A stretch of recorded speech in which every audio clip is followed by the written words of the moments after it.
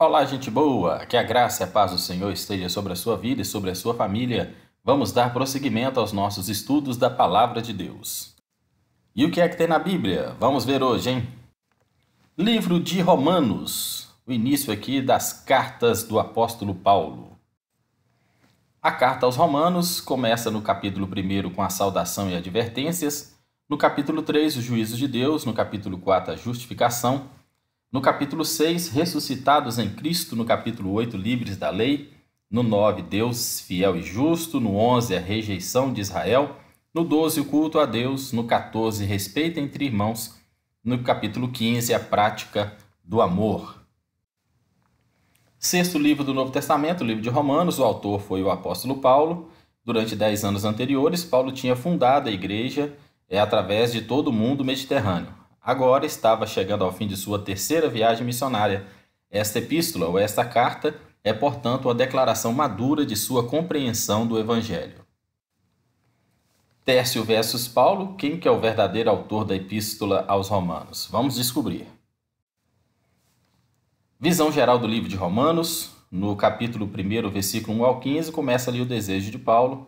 Depois do 16 e 17, o Evangelho de Deus. Do 18 até o capítulo 3 a 20, a ira de Deus, que é a humanidade toda condenada sem Jesus. No 21 até o 4, 25, a graça de Deus, que é a justificação pela fé em Jesus. Do capítulo 5 ao 8, a promessa de Deus, a esperança da salvação em Jesus. Do 9 ao 11, o plano de Deus, eleição de judeus e gentios em Jesus. E do capítulo 12 até o 15 e 13, a transformação de Deus, o objetivo do amor e a unidade em Jesus. E do 15 a 14 até o final, 16 e 27, o ministério de Paulo, o serviço, o plano, os cooperadores e as saudações finais. O apóstolo Paulo é o autor da epístola aos Romanos.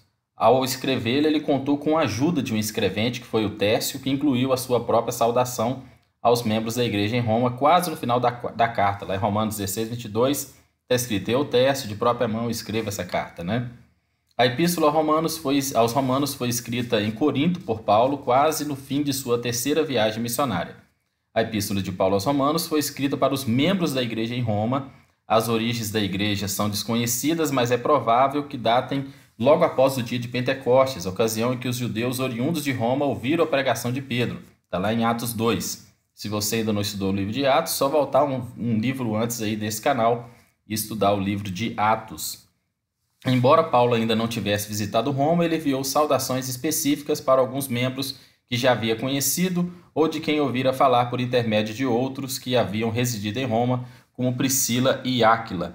Aí no livro de Atos conta lá a história desse casal que ajudou ali o ministério de Paulo em Roma.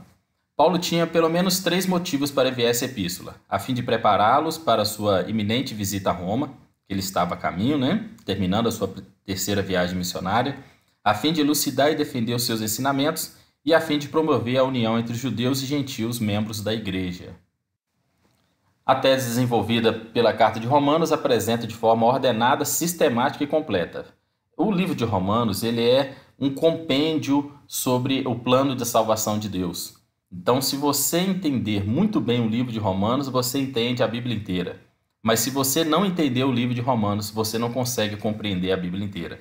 A primeira parte fala sobre a justificação da fé, tanto que o livro de Romanos fala muito sobre o primeiro homem, que foi Adão, e o pecado, e depois a justificação em Jesus, né? E relata sobre isso nessa primeira parte. A segunda parte é a parte moral da carta. Uma vez que você entendeu que você é justificado em Cristo, você tem que ter um comportamento e um compromisso com Deus de mudar o seu jeito de ser, mudar o seu caráter.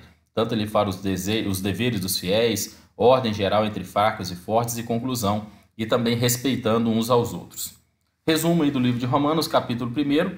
Paulo escreveu essa epístola aos crentes romanos, ele é apóstolo de Jesus Cristo, e ele fala ali sobre dar um explanar direto e falando também sobre essa questão de Deus em ter entregado os homens aos desejos pecaminosos, embora Deus tenha criado tudo, mas ele deixou cada pessoa com autonomia de tomar as suas próprias decisões e sofrer as suas próprias consequências.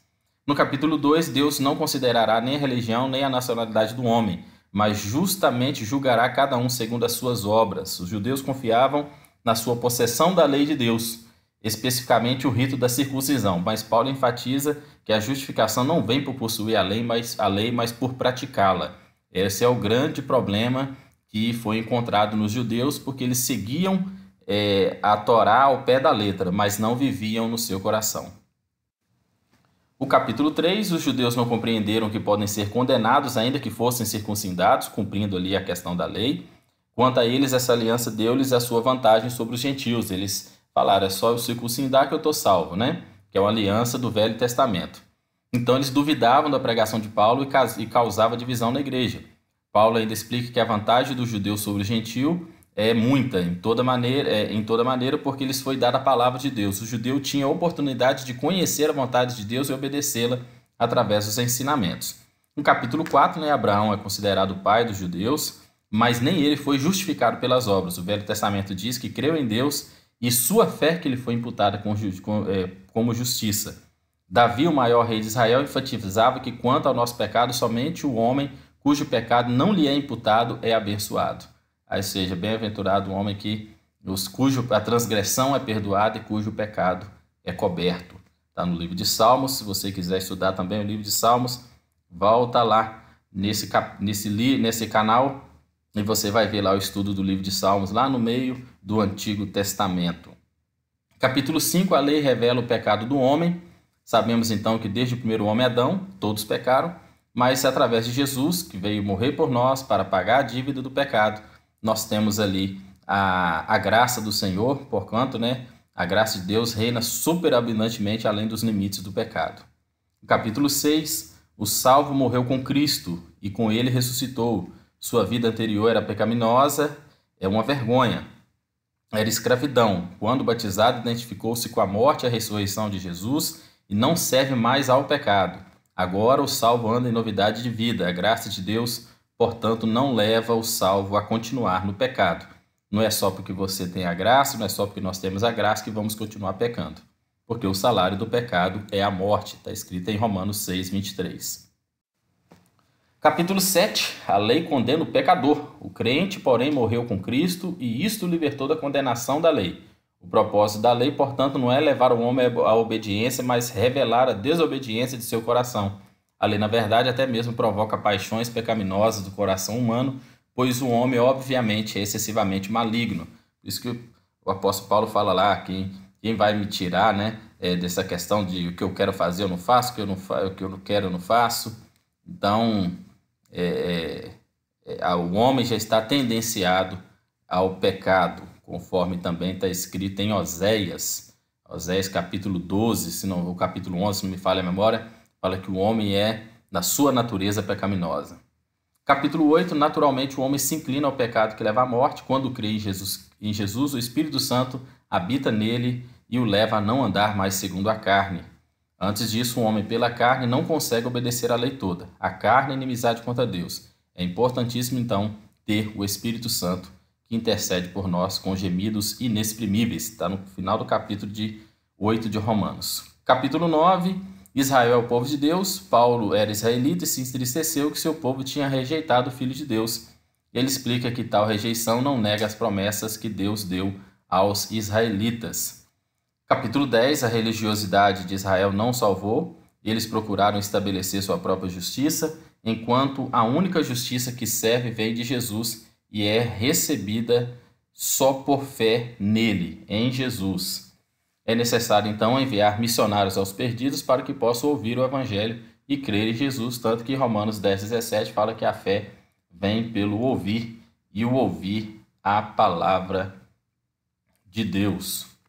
Capítulo 11, ainda que a maioria dos israelitas tenha rejeitado a Cristo, Deus não deixou que todos os rejeitassem. Ele determinou reservar o remanescente, aqueles que vão permanecer fiéis, enquanto a maioria endureceu seus corações. Gloriosamente, o Senhor usou a própria rebelião dos israelitas, porque quando rejeitaram Jesus, ele pôde concluir que nem eles são justos e todos estão debaixo do pecado. Seguindo, então, o livro de Romanos. No capítulo 12, Paulo roga aos seus leitores que reconheçam a grande misericórdia de Deus e rebaseiem as suas vidas cristãs nela. apresentando seus corpos em sacrifício vivo e experimentarão, a vontade de Deus, que é Romanos 12, 1 e 2.